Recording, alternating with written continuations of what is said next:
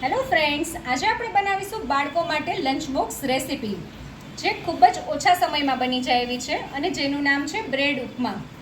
તો ચલો બનાવીએ. હવે સૌથી પહેલાં આપણે એક પેનમાં 2 ટેબલસ્પૂન જેટલું તેલ લઈ લેશું.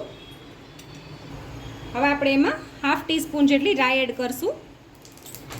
હવે આપણી રાઈ સરસ ફૂટી ગઈ છે. આપણે એમાં થોડી હિંગ એડ કરશું, થોડા લીમડાના પાન એડ કરશું,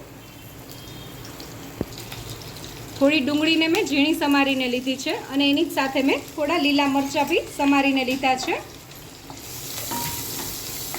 હવે એની સાથે આપણે થોડું આદુને ખમણીને લઈ લેશું.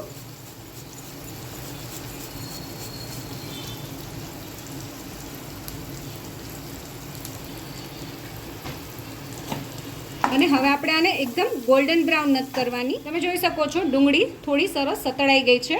મેં એને ગોલ્ડન બ્રાઉન નથી કરી. અને હવે આપણે આ સમયે ટમેટાને મેં ઝીણા સમારી લીધા છે એ એડ કરી દઈશ. અને હવે આપણે આ સમયે થોડું સ્વાદ અનુસાર મીઠું એડ કરી દઈશું, થોડી હળદર અને થોડું કાશ્મીરી લાલ મરચું. જો તમારું બાળક થોડું ઓછું તીખું ખાતું હોય તો તમે થોડું ઓછું બી નાખો તો બી ચાલે. અને કાશ્મીરી લાલ મરચુંની તીખાશ થોડી ઓછી જ હોય છે. અને હવે આપણે જ્યાં સુધી આપણા ટમેટાં થોડા મેશી ના થાય ત્યાં સુધી એને આવી જ રીતે ચડવા દઈશું. તમે જોઈ શકો છો આપણા ટમેટાં એકદમ સરસ મેશી થઈ ગયા છે. તમારે જો કોઈ બીજા શાક એડ કરવા હોય, મકાઈ કે કેબેજ કે ગાજર, તો તમે એ બી એડ કરી શકો છો, પણ મેં અત્યારે ડુંગળી અને ટમેટાં જ લીધા છે. અને હવે આપણે થોડું આમાં પાણી એડ કરશું, લગભગ 3 ટેબલસ્પૂન જેટલું.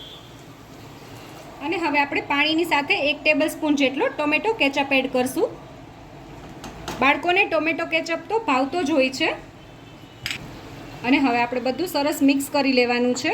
અને થોડું આપણું પાણી બળી જાય પછી આપણે આમાં મેં આવી રીતે કટ કરીને બ્રેડ નાખી છે એ આપણે આમાં એડ કરી દેવાની છે.